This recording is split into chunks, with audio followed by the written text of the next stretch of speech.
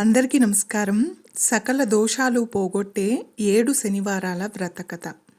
ఎన్నో కుటుంబాలను నిలబెట్టిన వ్రతం 7 శనివారాల వ్రతం. కలియుగ ప్రత్యక్ష దైవమైన శ్రీ వెంకటేశ్వర స్వామి అనుగ్రహంతో సకల కష్టాలు తొలగిపోయి కోరిన కోర్కెలు నెరవేరడానికి చేసే అద్భుతమైన వ్రతం ఈ 7 శనివారాల వ్రతం.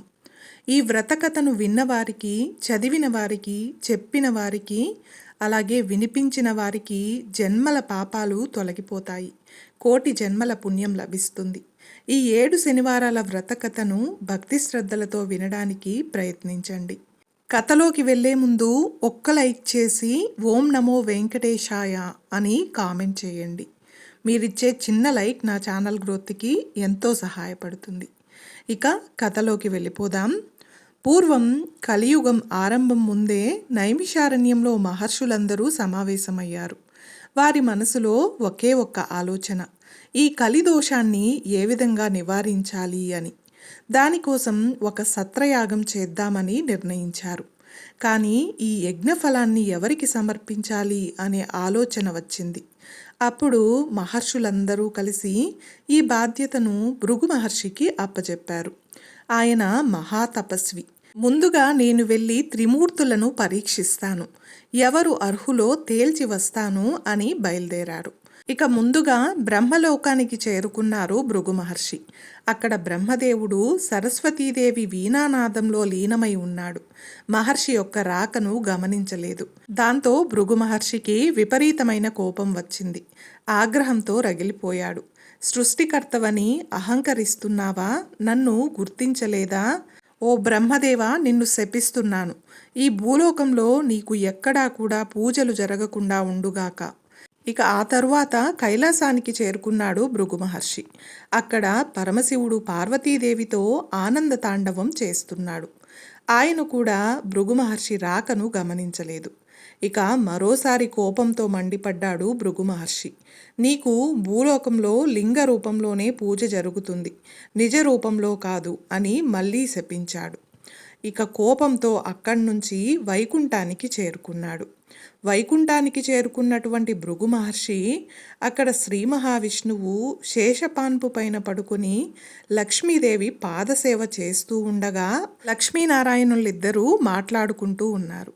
ఇక వారు కూడా భృగు యొక్క రాకను గమనించలేదు. దాంతో ఈసారి భృగు మహర్షి తన సహనాన్ని కోల్పోయాడు. నేరుగా వెళ్ళి విష్ణుమూర్తి యొక్క వక్షస్థలం పైన గట్టిగా తన్నాడు. ఆ క్షణంలో ఒక్కసారిగా 14 లోకాలు కంపించాయి. కానీ అప్పుడే అద్భుతం జరిగింది.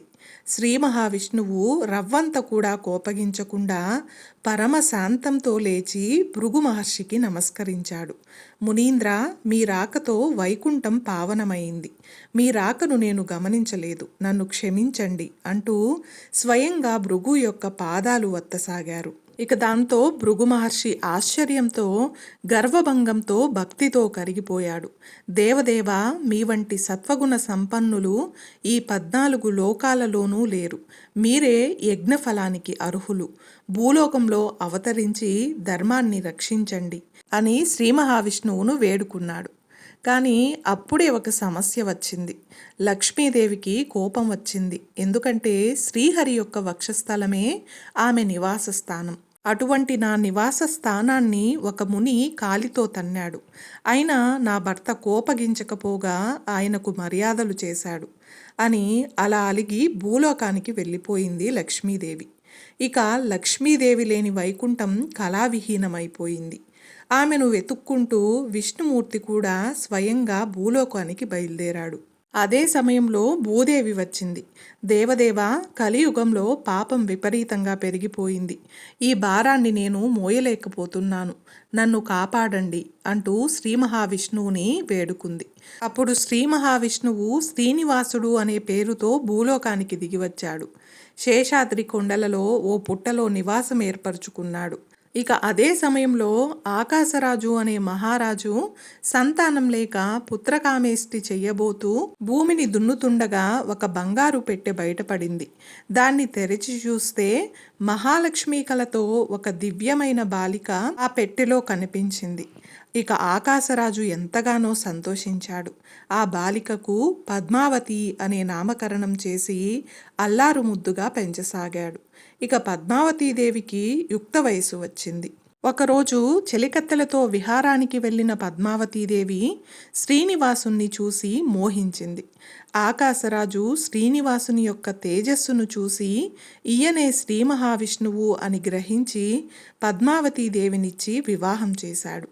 ఇక శ్రీనివాసుడు వెంకటేశ్వరుడు అనే నామంతో తిరుమల శిఖరాలపైన కలియుగాంతం వరకు నివసించాలని నిర్ణయించుకున్నాడు. ఇక ఆ తరువాత తొండమాన్ చక్రవర్తి అనే రాజు ఆ స్వామికి అద్భుతమైనటువంటి ఆలయాన్ని నిర్మించాడు.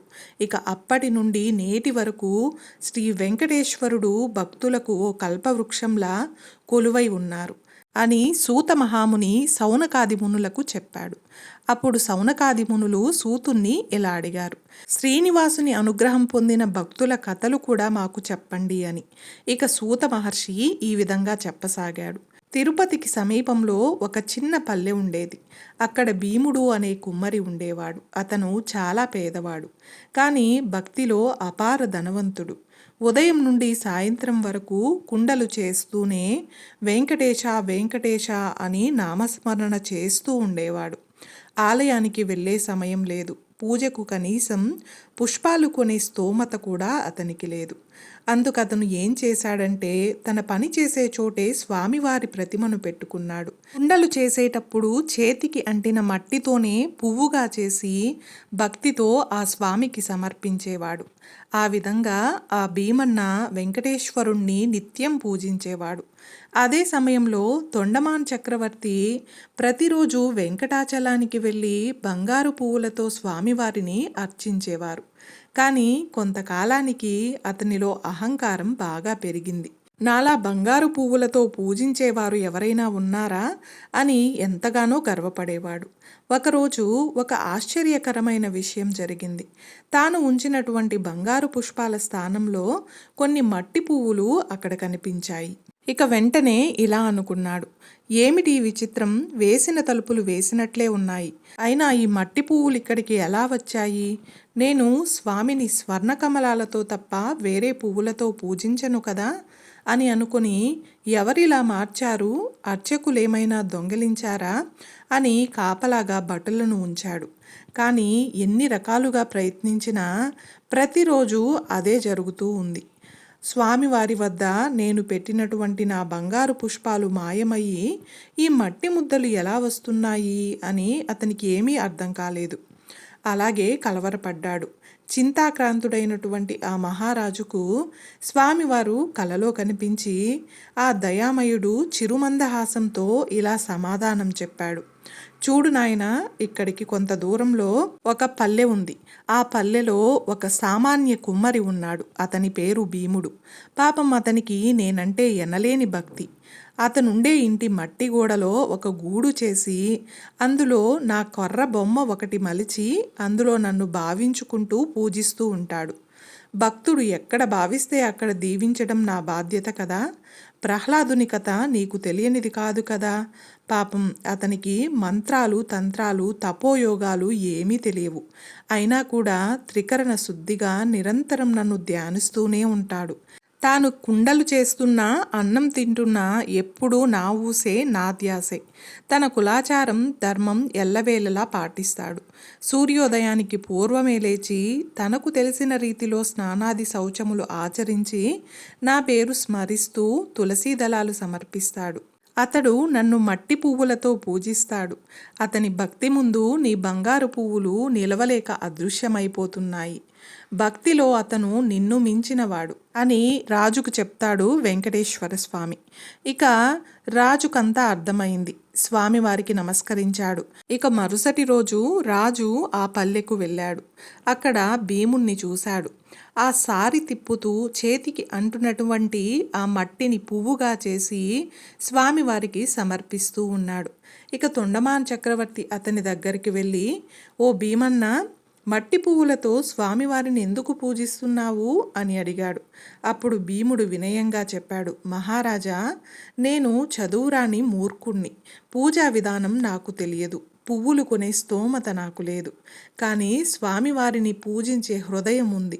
అందుకే ఈ మట్టి పువ్వులే నా బంగారు పుష్పాలనుకుని భక్తితో స్వామికి సమర్పిస్తున్నాను అని చెప్పాడు. దాంతో రాజు కళ్ళల్లో కన్నీళ్లు. తన అహంకారం తనకు తెలిసి వచ్చింది. భీముడికి నమస్కరించి తన రాజ్యానికి తిరిగి వెళ్ళాడు. అలా స్వామివారిని పూజించినటువంటి భీముడు కొంతకాలానికి సశరీరంగా వైకుంఠానికి చేరుకున్నాడు. స్వామి తొండమానుడికి కలలో కనిపించి, ఇకపైన నా ఉదయ ప్రసాదం మట్టి పాత్రలోనే నివేదించాలి అని. ఆనాటి నుండి నేటి వరకు కూడా ఓడు అనే ప్రసాదం మట్టి కుండలోనే నివేదన చేస్తారు. ఈ కథను మొత్తం విన్నటువంటి శౌనకాది మునులు మరో కథను తెలపమని కోరారు. అప్పుడు సూతుడు ఇలా చెప్పసాగాడు. పూర్వం కాంచీపురంలో దేవదత్తుడు అనే బ్రాహ్మణుడు ఉండేవాడు. అతడు వేదాంగ పారంగతుడు. ఆ బ్రాహ్మణుడి భార్య పేరు మాలినీదేవి. వారిద్దరూ గృహస్థ ధర్మాన్ని చక్కగా పాటిస్తూ అతిథుల్ని అభాగ్యుల్ని ఆదరిస్తూ ఉండేవారు. వారికి ఇలవేల్పు శ్రీ వెంకటేశ్వర స్వామి. ఒక రోజున కాశీయాత్ర చేసి తిరిగి వచ్చిన ఒక బ్రాహ్మణ ఉత్తముడు ఆ బ్రాహ్మణుని ఇంటికి వచ్చాడు. దేవదత్తుడు అతని భార్య ఆ బ్రాహ్మణుణ్ణి సాక్షాత్తు వెంకటేశ్వర స్వామిగా భావించి అతిథి మర్యాదలు చేశారు. భోజనమైన తరువాత ఆ బ్రాహ్మణుడు ఆ దంపతుల జాతకాలను పరిశీలించి చూశాడు. జాతకం ప్రకారంగాను గోచారం ప్రకారంగాను దేవదత్తుడికి శని దోషం వలన అపమృత్యు కలిగే సూచన బాగా కనిపిస్తున్నాయి. ఈ అపమృత్యు దోషాన్ని నివారించడం కోసం సప్త శనివార వ్రతం చేసి శనీశ్వరుణ్ణి తర్వాత వెంకటేశ్వర స్వామిని భక్తి శ్రద్ధలతో ఆరాధించమని సూచించాడు. అమ్మా, నువ్వు భక్తి శ్రద్ధలతో నీ భర్తతో కలిసి సప్త శనివార వ్రతం చెయ్యాలి. నీ భర్తని ఆ వ్రతం చేయడానికి నువ్వే ప్రోత్సహించాలని, తద్వారా నీ సౌభాగ్యాన్ని నిలుపుకోవాలని హెచ్చరించాడు. సప్త శనివార వ్రతం ఆ దంపతులకు వివరంగా బోధించి సెలవు తీసుకుని వెళ్ళాడు. ఇక దేవదత్తుడు తారాబలం చంద్రబలం సరిపోయిన ఒక మంచి శుభదినాన ఆ బ్రాహ్మణ దంపతులిద్దరూ బ్రహ్మ ముహూర్తంలో తెల్లవారుజామున 4 గంటలకు లేచి స్నానాదులు పూర్తి చేసుకొని ఇంటిలో ఈశాన్య భాగంలో పూజ ఏర్పాట్లు చేసుకున్నారు. మండపాన్ని వేసి వెంకటేశ్వర స్వామి చిత్రపటాన్ని పెట్టి పూజా సామాగ్రిని నివేదన చేయవలసిన పదార్థాలను సిద్ధం చేసుకున్నారు. అంటే ఉదయం పూట కొబ్బరికాయలు, అరటిపళ్ళు, నల్ల ద్రాక్ష పళ్ళు, 7 చిమ్మిలి ఉండలు పెట్టుకున్నారు. సాయంకాలం దాకా ఉపవాసం ఉండి సాయంకాలం పలు పండ్లతో 7 లడ్డూలతో కూడా నైవేద్యానికి సిద్ధం చేసుకున్నారు. సాయంకాలం కూడా పూజ చేసుకుని ఒక బ్రాహ్మణుణ్ణి పిలిచి ఆయనకు భోజనం పెట్టి ఆ తరువాత వారు భుజించారు.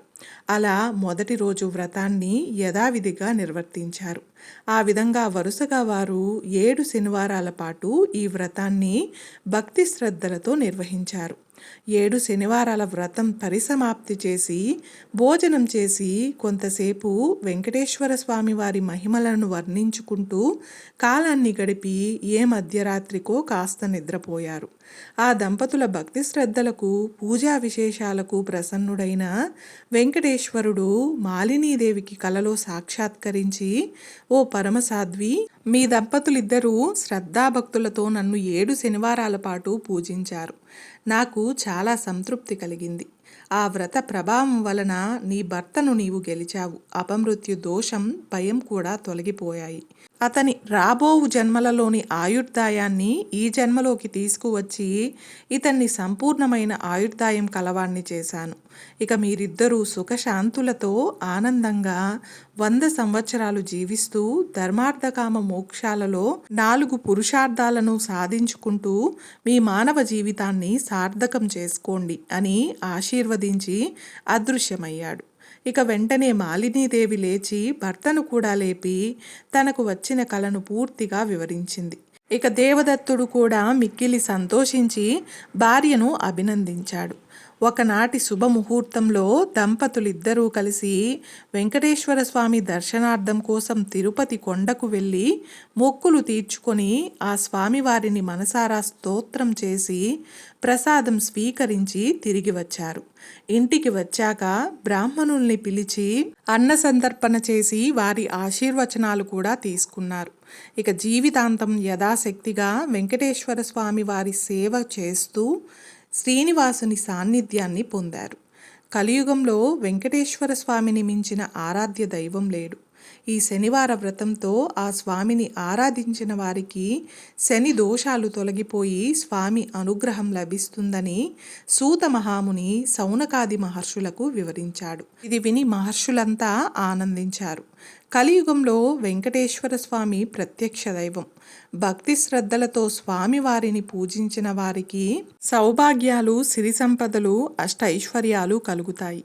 ఈ స్వామివారికి మిక్కిలి ఇష్టమైన ఈ శనివార వ్రతం చేసిన వారికి కష్టాలు తొలగిపోతాయి, గ్రహ బాధలు నశిస్తాయి, సంపదలు, భోగాలు కలుగుతాయి. ఈ వ్రతం చేసిన వారికి, వారి కుటుంబానికి సమస్త శుభాలు కలుగుతాయి. శనివార వ్రతం చేసిన వారికి అసాధ్యమైనది ఏదీ ఉండదు. చూశారు కదండి, ఈరోజు మనం 7 శనివారాల వ్రత కథ గురించి తెలుసుకున్నాం కదా. ఈ వీడియో మీకు నచ్చినట్లయితే ఒక్క లైక్ చేసి నా ఛానల్ని సపోర్ట్ చేయండి.